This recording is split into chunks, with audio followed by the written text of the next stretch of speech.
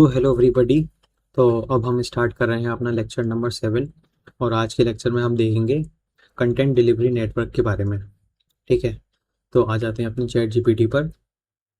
ठीक है, तो यहाँ पे अब कंटेंट डिलीवरी नेटवर्क होता क्या है, इसको सबसे पहले तो शॉर्ट फॉर्म में सीडीएन बोलते हैं। ठीक है, और ये जो कंटेंट डिलीवरी नेटवर्क का जो फीचर है, ये आपको अज्योर भी प्रोवाइड करता है, AWS भी प्रोवाइड करता है, और जीसीपी भी प्रोवाइड करता है। ठीक है, तो चलिए देखते हैं इसकी डेफिनेशन इन लोगों ने क्या लिखी है। CDN content delivery network improves website or application load time by storing copies of static content on servers located in different geographic locations। अब इसका मतलब क्या है? अब जो कंटेंट डिलीवरी नेटवर्क होता है वो हमारी वेबसाइट, ठीक है, अब जैसे कि कंटेंट डिलीवरी जो नेटवर्क होता है, ये जो सर्विस है या फीचर है, इसको कंटेंट दिखाने वाली वेबसाइट्स बहुत ज़्यादा यूज़ करती हैं। For example Netflix, Amazon prime, Jio Hotstar. ठीक है, ये जो वेबसाइट्स होती हैं, ये इसको एक ये समझ आप ऐसा समझो कि ये जो सीडीएन है, ये इन सारी वेबसाइट्स का बैकबोन है। अगर सीडीएन नहीं होता तो ये सारी वेबसाइट्स एग्जिस्ट नहीं करती, पहली बात। दूसरी बात, अब जो सीडीएन है वो इम्प्रूव करता है वेबसाइट को और एप्लीकेशन लोड टाइम को bye storing copies of static content on servers located in different geographic locations। अब इसका सिंपल सिंपल सा मतलब ये है कि मैं अगर आपको यहाँ पे डायग्राम में दिखाऊं, इसको हम open image in new tab कर लेते हैं। तो अब यहाँ पे आप देख रहे हो कि इसने क्या बोला था कि इट इम्प्रूव्स वेबसाइट और एप्लीकेशन लोड टाइम, कि वो हमारा जो वेबसाइट और एप्लीकेशन का लोड टाइम है उसको कम कर देता है, मतलब कि उसको इम्प्रूव कर देता है bye storing copies of static content on servers. कि जो सीडीएन है वो स्टैटिक कंटेंट को अपने सर्वर पर स्टोर कर रखता है, located in different geographic locations. For example, हमारा ओरिजिनल सर्वर ये है, लेकिन ये जो कैशे सर्वर लिखा है ना, यहाँ पर यहाँ पर यहाँ पर, इनको हम कहते हैं सीडीएन। अब यहाँ पे क्या कह रहा है कि ये जो स्टोर कर रखता है स्टैटिक कंटेंट को on servers located in different geographic locations. तो हम यहाँ पे देख सकते हैं कि अब ये जो कैशे सर्वर है ये हमारा अमेरिका में हो सकता है, ये वाला कैशे सर्वर इंडिया में होगा, ये वाला कैशे सर्वर रशिया में होगा, ये वाला कैशे सर्वर साउथ अमेरिका में होगा। ठीक है, तो अलग अलग लोकेशंस पे ये जो सीडीएन है ये सिचुएटेड रहते हैं, पहली बात। दूसरी बात, अगर इनका जो मोटा मोटा काम अगर मैं आपको बताऊं कि अगर मान लो कोई अमेरिका में कोई विजिटर है, विजिटर ने नेटफ्लिक्स विजिट किया, एक नेटफ्लिक्स का यूज़र है, उसने वो कोई सीरीज़ देखना चाहता है।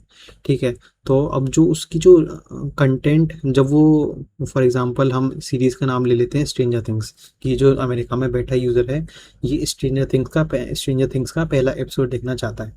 तो जो उसको जो एपिसोड दिखेगा वो इधर से दिखेगा, सीडीएन से। पहली बात, ये जो कंटेंट है वो सीडीएन जो उसके सबसे नियरेस्ट जोग्राफिकल लोकेशन पे जो सर्वर बैठा है वहाँ से दिखेगा, उसको ओरिजिनल सर्वर पे जाने की ज़रूरत नहीं पड़ेगी। ठीक है, सिमिलरली अगर कोई इंडिया में यूज़र बैठा है और वो भी स्ट्रेंजर थिंग्स का एपिसोड 1 देखना चाहता है, तो उसको भी जो वीडियो है, जो एपिसोड है, वो ओरिजिनल सर्वर पे उसको नहीं जाना पड़ेगा। उसको उसको जो एपिसोड उठ के आएगा उसके लिए, वो भी इस जो उसके नियरेस्ट जोग्राफिकल लोकेशन पे जो सीडीएन बैठा होगा, जो कैशे सर्वर बैठा होगा, वहाँ से उठ के आएगा, क्योंकि वहाँ पे हमारा स्टैटिक कंटेंट स्टोर्ड रहता है, पहली बात। अब स्टैटिक कंटेंट में क्या क्या चीज़ें आती हैं, इमेजेस आ जाती हैं, CSS फाइल्स आ जाती हैं, जावास्क्रिप्ट फाइल्स आ जाती हैं। इन्होंने वीडियोस का ऑप्शन नहीं दिया, लेकिन यहाँ पे वीडियोस भी आ जाती हैं। तो instead of every user requesting these files from the main server, users get them from a near by CDN server. तो जो यूज़र हैं उनको जो ओरिजिनल सर्वर है उसको रिक्वेस्ट करने की बजाय ये जो फाइल्स हैं ये नियर बाय सीडीएन सर्वर से ही मिल जाती हैं। अब अब आप देखो कि जो इंडिया का सर्वर है सीडीएन सर्वर, अगर यूज़र को इस वाले सर्वर से कंटेंट नहीं मिला होता, अगर इस हमारे इंडिया वाले यूज़र को ओरिजिनल सर्वर को रिक्वेस्ट करना पड़ता तो कितना टाइम लगता? ऑब्वियसली इससे तो ज़्यादा ही लगता। ठीक है, तो यहाँ पे हमारा रिस्पॉन्स टाइम कम हुआ, वेबसाइट का लोड टाइम कम हुआ, इम्प्रूव हुआ, यूज़र एक्सपीरियंस अच्छा हुआ। ठीक है, अब यहाँ पे एक टॉप में यहाँ पे क्वेश्चन आता है कि वाई सीडीएन इज नीडेड, आखिर सीडीएन की जरूरत क्यों पड़ी? If all users across the world access content from one origin server, अगर पूरे दुनिया भर के लोग जो कंटेंट है उसको एक्सेस करते फ्रॉम वन ओरिजिनल सर्वर, ठीक है, तो यहाँ पे हमें क्या क्या दिक्कतें आ सकती थी। पहली दिक्कत कि long distance network travel increases latency. अब कोई हमारा जो यूज़र है वो इंडिया में बैठा है, कोई अमेरिका में बैठा है, कोई साउथ अफ्रीका में बैठा है, कोई ऑस्ट्रेलिया में बैठा है, कोई नेपाल में बैठा है, कोई न्यूजीलैंड में बैठा है, तो अलग अलग जगह पर हमारे जो यूज़र्स हैं वो बैठे हैं, ठीक है। और इमेजिन करते हैं जो ओरिजिनल सर्वर है वो रखा हुआ है चाइना में रखा हुआ है, इमेजिन कर लेते हैं। तो अब जो अमेरिका वाली यूज़र की रिक्वेस्ट होगी वो तो पूरी चल के चाइना के पास जाएगी, जो न्यूजीलैंड वाले यूज़र की रिक्वेस्ट होगी वो भी चाइना के पास आएगी, और इंडिया वाले यूज़र की जो रिक्वेस्ट होगी वो भी चाइना के पास आएगी, ठीक है। तो अब चाहे हम ये देख सकते हैं कि इंडिया वाले के लिए तो चाइना एटलीस्ट थोड़ा सा पास है, ठीक है, तो उसको उतना लोड टाइम नहीं दिखेगा, वर्सेस अमेरिका से तो चाइना काफ़ी दूर है, तो अमेरिका वाले यूज़र को तो लोड टाइम काफ़ी दिखेगा, ठीक है। तो यहाँ पे वही चीज़ उन्होंने बताई है कि लॉन्ग डिस्टेंस, जितना डिस्टेंस बढ़ेगा लेटेंसी भी उतनी ही ज़्यादा बढ़ेगी, हमारा जो नेटवर्क है उसको उतना ही ज़्यादा ट्रैवल करना पड़ेगा, पेजेस यहाँ पे हमारे स्लोअर लोड होंगे, ओरिजिन सर्वर हमारा ओवरलोड भी हो सकता है, जैसे कि हमने पिछली वीडियो में देखा था, जैसे कि हम कैशे यूज़ कर रहे थे। कैशे क्यों यूज़ कर रहे थे? जिससे कि जो हमारा मेन डेटाबेस है उस पर लोड ना पड़े, है ना, वो ओवरलोडेड ना हो। सेम कॉन्सेप्ट यहाँ पर है, जो मेन ओरिजिनल सर्वर है उस पर लोड ना पड़े, वो ओवरलोडेड ना हो, इसलिए हम यहाँ पे सीडीएन की बात कर रहे हैं। सीडीएन भी एक तरह का कैशे है, ठीक है, और इसमें स्टैटिक कंटेंट स्टोर रहता है, CSS files, image files, JavaScript, videos, ठीक है, ये सारी चीज़ें स्टोर करके रख सकता है। अब यहाँ पे बात आ गई हमारी सीडीएन की। सीडीएन इसको कैसे सॉल्व करता है? सीडीएन क्या करता है कि distributing content across many servers globally, ये कंटेंट को अलग अलग सर्वर्स पर, पूरी दुनिया में अलग अलग सर्वर्स पर डिस्ट्रीब्यूट कर देता है, कि उसने कंटेंट को यहाँ भी रख रखा है, कुछ कंटेंट को यहाँ रख रखा है, कुछ कंटेंट को यहाँ रख रखा है। अब वो ये चीज़ डिसाइड कैसे करता है कि किस कंटेंट को यहाँ पे रखना है, किस कंटेंट को यहाँ पे रखना है, क्योंकि सारे हर जगह पर कंटेंट सेम नहीं होता, ठीक है। यहाँ पे कुछ अलग कंटेंट स्टोर्ड होगा सीडीएन में, यहाँ पे कुछ अलग कंटेंट स्टोर्ड होगा सीडीएन में, इंडिया के सीडीएन में कुछ अलग कंटेंट स्टोर्ड होगा, ऑस्ट्रेलिया के सीडीएन में कुछ अलग कंटेंट स्टोर्ड होगा, ठीक है। तो सीडीएन कुछ इस तरह से काम करता है। और अगला पॉइंट क्या है? Serving content from the closest location. जैसा कि मैंने आपको बताया था कि अगर अमेरिका का यूज़र कुछ कंटेंट एक्सेस करना चाह रहा है तो उसका जो कंटेंट है वो अमेरिका के नियरेस्ट, जो उस पर्टिकुलर यूज़र की जो नियरेस्ट जोग्राफिकल लोकेशन पे जो सीडीएन बैठा है वहाँ से उठ के आएगा, ठीक है। और इससे हमें फ़ायदा क्या हुआ, बेनिफिट क्या हुआ? This reduces network delay. एक तो हमारा नेटवर्क डिले कम हो गया क्योंकि डिस्टेंस कम हो गया, load on the original server ये भी कम हो गया, क्योंकि रिक्वेस्ट हमारे यहाँ पे सीधे सीडीएन के पास जा रही हैं, ओरिजिनल सर्वर के पास नहीं आ रही हैं। अब सीडीएन का एक बार वर्कफ्लो देख लेते हैं। स्टेप वन होता है कि यूज़र ने कुछ कंटेंट रिक्वेस्ट किया। फॉर एग्जांपल हमारा जो यूज़र है वो अमेरिका में बैठा है और वो स्ट्रेंजर थिंग्स का एपिसोड 1 देखना चाहता है, ठीक है, तो उसने स्ट्रेंजर थिंग्स एपिसोड 1 पे क्लिक किया, ओके। तो यूज़र ने रिक्वेस्ट किया कंटेंट को, user request content from the nearest CDN server, तो जो उसकी जो अमेरिका के यूज़र की जो रिक्वेस्ट होगी वो सबसे पहले जाएगी उसके nearest, geographically nearest location, geographically nearest location के सीडीएन सर्वर पे जाएगी उसकी रिक्वेस्ट, ठीक है। अब when a user opens a website the request goes to the nearest CDN server geographically. Example, अगर हमारा यूज़र इंडिया में बैठा है तो उसकी near by Asia CDN server पे जाएगी रिक्वेस्ट, और अगर यूज़र हमारा यूरोप में बैठा है तो near by Europe CDN server में जाएगी रिक्वेस्ट, ठीक है। ये तो हमको समझ में आ गया, बढ़िया। Because the server is physically closer, ठीक है, जो भी सर्वर फिजिकली क्लोजर होगा एक पर्टिकुलर यूज़र के, तो उस यूज़र की रिक्वेस्ट उसी सर्वर पर जाएगी। डेटा, और ऐसा क्यों होना चाहिए? क्योंकि इस वजह से डेटा का जो ट्रैवल होगा वो कम से कम होगा और उसका रिस्पॉन्स भी फास्टर होगा, ठीक है। अब ये तो हमारा पहला स्टेप हो गया कि यूज़र स्ट्रेंजर थिंग्स का एपिसोड 1 देखना चाहता है और उसकी रिक्वेस्ट नियरेस्ट सीडीएन सर्वर पर चली गई। फिर दूसरा स्टेप क्या हुआ? सीडीएन चेक करेगा कैशे को। The CDN checks whether the requested file already exists in its cache और नॉट, ठीक है। तो यहाँ पे अगर अमेरिका के यूज़र ने स्ट्रेंजर थिंग्स के एपिसोड 1 पे क्लिक किया तो यहाँ पे जो इसका सीडीएन सर्वर बैठा होगा नियरेस्ट जोग्राफिकल लोकेशन पर, तो वहाँ का जो सीडीएन सर्वर वो पहले खुद में चेक करेगा कि क्या जो एपिसोड 1 है वो उसके सीडीएन सर्वर में एग्जिस्ट करता है या नहीं करता है। अगर करता है तो उसको वहीं से वहीं रिटर्न कर देगा, लेकिन ये ले भाई तू देख ले, मेरे पास ऑलरेडी पड़ा हुआ था, तू यहीं से देख ले। अगर उसके पास नहीं होता है फिर वो उसके बाद जो रिक्वेस्ट है उसको ओरिजिनल सर्वर पे राउट करेगा और फिर वहां से एपिसोड 1 को उठा के लेके आएगा और हमारे यूजर को दिखाएगा। ठीक है, तो वही इसमें बता रहा है कि सबसे पहले यहाँ पे चेक होता है weather the requested file already exist in its cache. अगर फाइल एग्जिस्ट करती है, if file exist, CDN directly serves the file, very fast response, this is called a cache hit. ठीक है, यही चीज़ हमने पिछली वीडियो में देखी थी कि अगर जो कंटेंट है वो ऑलरेडी कैशे कैशे में एग्जिस्ट करता है तो उसको वहीं से वहीं रिटर्न करवा दो, वहीं से वहीं उस डेटा को सर्व करवा दो यूज़र को। ठीक है, अब यहाँ पे थर्ड स्टेप आता है कि जो सीडीएन पे रिक्वेस्ट हो गई लेकिन सीडीएन पे वो फाइल अवेलेबल नहीं थी। ठीक है, वो फाइल सीडीएन पे एग्जिस्ट नहीं करती थी। If unavailable content is fetched from the origin server and cached. ठीक है, जैसा कि हमने पिछली वीडियो में भी बताया था कि अगर कैशे में कुछ डेटा एग्जिस्ट नहीं करता तो जो रिक्वेस्ट है वो डेटाबेस पे जाएगी, जो डेटाबेस का रिस्पॉन्स होगा सबसे पहले वो कैशे में आके स्टोर हो जाएगा, उसके बाद वो यूज़र पे जाएगा।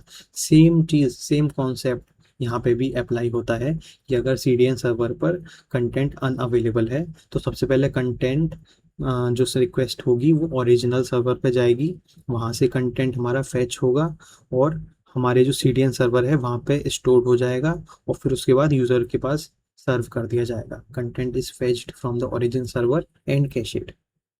If the file is not present in CDN, CDN requests the file from the origin server. Origin server sends the file. CDN stores a copy. CDN ने उसकी एक कॉपी अपने कैशे में स्टोर करके रख ली। CDN returns the file to the server. CDN ने उस particular file को यूज़र को रिटर्न कर दिया। ओके, अब क्या लिखा है कि future users can now get the file directly from CDN. This is called a cache miss. तो जैसे मैंने आपको पिछली वीडियो में भी कैशे हिट और कैशे मिस का कॉन्सेप्ट बताया था, सेम चीज़ यहाँ पे लगती है कि यहाँ पे कैशे मिस हुआ क्योंकि सीडीएन सर्वर पर जो कंटेंट था वो अवेलेबल नहीं था। ठीक है, तो फ्यूचर में भी अगर मान लो गलती से जो हमारा अमेरिका में बैठा यूज़र है उसने एपिसोड 1 पे क्लिक किया था, उसको एपिसोड दिख रहा है। ठीक है, और जो उसका एपिसोड है वो सीडीएन पे अवेलेबल नहीं था, वो ओरिजिनल सर्वर से फैच होकर आया। ठीक है, अब इमेजिन करते हैं कि उसका इंटरनेट चला गया, 1 घंटे के लिए उसका इंटरनेट चला गया। अब उसने फिर से अपने नेटफ्लिक्स पे रीलोड बटन दबाया उस एपिसोड 1 का, उसको फिर से कंटिन्यू करना है, तो अब जो उसकी रिक्वेस्ट होगी वो ओरिजिनल सर्वर पे नहीं जाएगी क्योंकि वो ऑलरेडी एक बार रिक्वेस्ट कर चुका है। उसका जो डेटा है, कंटेंट है, वो ऑलरेडी सीडीएन सर्वर में पड़ा हुआ है, तो उसकी रिक्वेस्ट जाएगी सीडीएन सर्वर पर। वो सीडीएन सर्वर चेक करेगा कि एपिसोड 1 एग्जिस्ट करता है, हाँ करता है, तो वहीं से वहीं सर्व हो जाएगा। अब अगला देखते हैं टॉपिक सीडीएन कंसिडरेशंस। ठीक है, सबसे मेन पॉइंट आता है यहाँ पे कॉस्ट। ठीक है, सारा खेल हमारा कॉस्ट का ही है। अगर आप नॉर्मल अपना एप्लीकेशन बना रहे हो तो उसमें सीडीएन लगाने की ज़रूरत ही नहीं है। अगर आपका कुछ इतना बड़ा एप्लीकेशन है, for example Netflix, Amazon prime, ठीक है, या फिर अमेज़ॉन, तो वो लोग इस सीडीएन को यूज़ करते हैं क्योंकि उन्हें through out the world, all over world अपने डेटा को अवेलेबल करवाना है। अब यहाँ पे हम कॉस्ट की बात कर लेते हैं।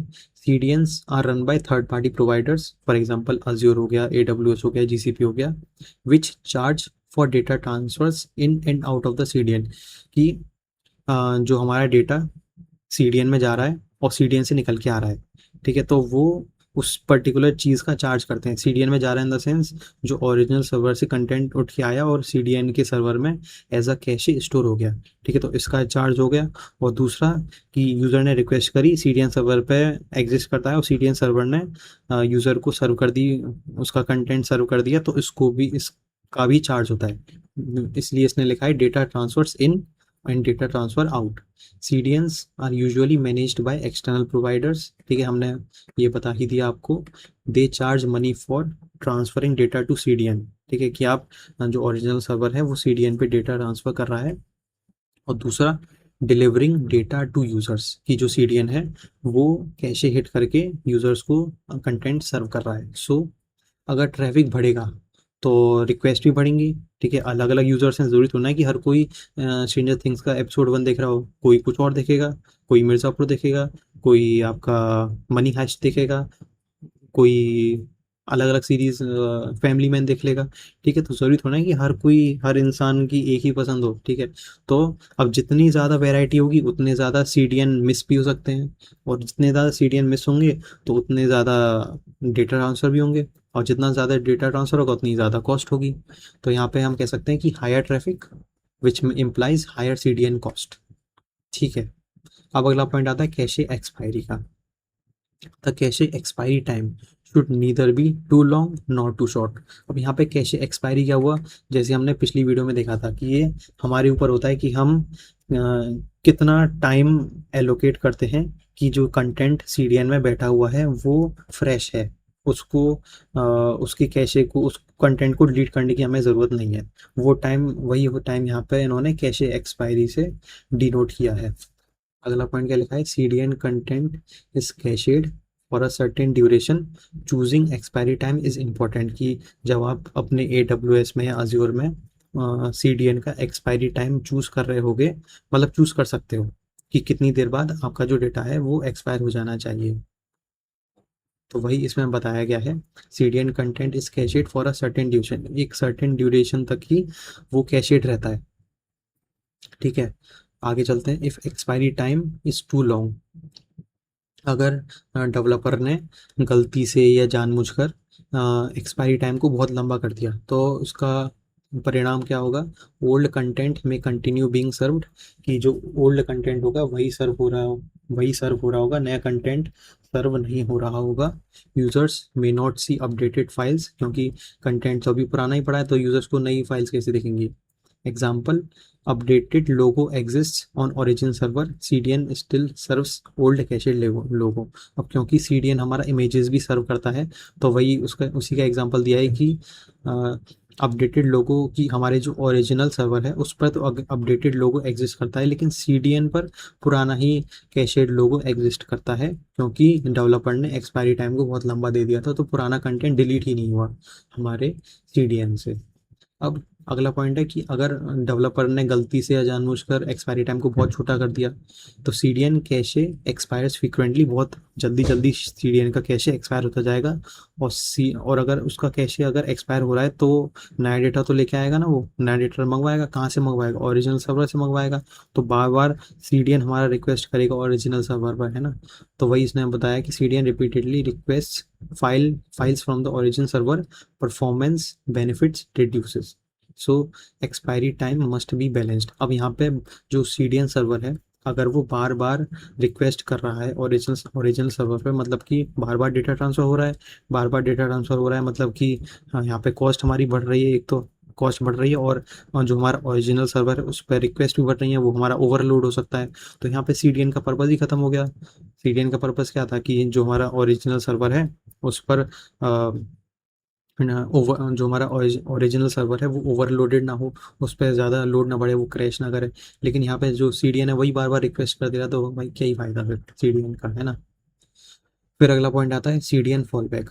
If there is a temporary CDN outage, clients should be able to detect the problem and request resources from the origin. जैसा कि हमने पिछले भी टॉपिक में देखा था कि अगर यहाँ पे कोई टेम्पररी सीडीएन आउटेज हो जाता है कि सीडीएन ने काम करना बंद कर दिया, तो क्लाइंट को तुरंत पता चल जाएगा। क्योंकि क्लाइंट को कैसे पता चल जाएगा, क्योंकि अगर वो वीडियो देख रहे हैं या इमेज देख रहे हैं वो देखेंगे कि लोडिंग होने में बहुत समय लग रहा है, और बहुत समय तभी लगेगा जब जो डेटा है वो डायरेक्टली ओरिजिनल सर्वर से उठ के आ रहा होगा। ठीक है, तभी टाइम लगता। अगर सीडीएन से आता तो एकदम फास्ट आ जाता।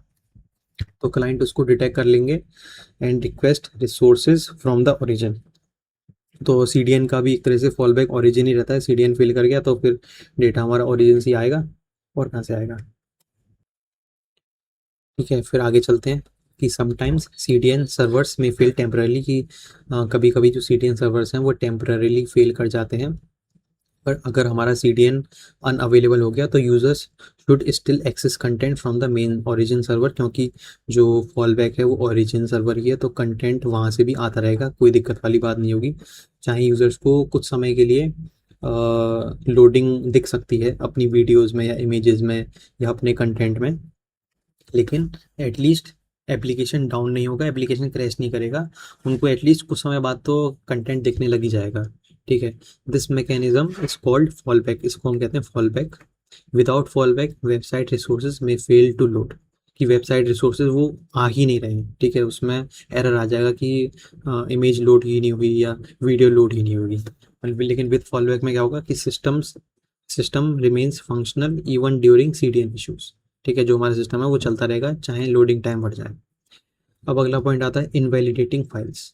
If files are updated the cache should be invalidated to point to the updated files. यहाँ पे ये लिखा हुआ है इफ फाइल्स आर अपडेटेड, मतलब कि जो हमारी फाइल कुछ फाइल्स हैं जो ओरिजिनल सर्वर में अपडेट हुई हैं, लेकिन अभी कैशे मतलब CDN में अपडेट नहीं हुई है, तो यहाँ पे इसने ये पॉइंट लिखा है the cache should be invalidated to point to the updated files. जो हमारा कैशे है उसको हमें इनवैलिडेट करना होगा कि अब ये पुराना डेटा है, नया डेटा चेंज हो चुका है, जिससे कि जो कैशे है वो अपडेटेड फाइल्स को पॉइंट करे। व्हेन अ फाइल चेंजेस, अगर कोई फाइल चेंज होगी तो old cached copies in CDN must become outdated. ठीक है, तो ये इस हिसाब से ही कोड लिखा जाता है कि अगर कोई हमारी फाइल चेंज होती है ओरिजिनल सर्वर में, तो जो ओल्ड कैशेड कॉपीज़ हैं उनको हम आउटडेटेड कर देते हैं, जिससे कि CDN के पास हमेशा कंटेंट फ्रेश रहे, नया रहे।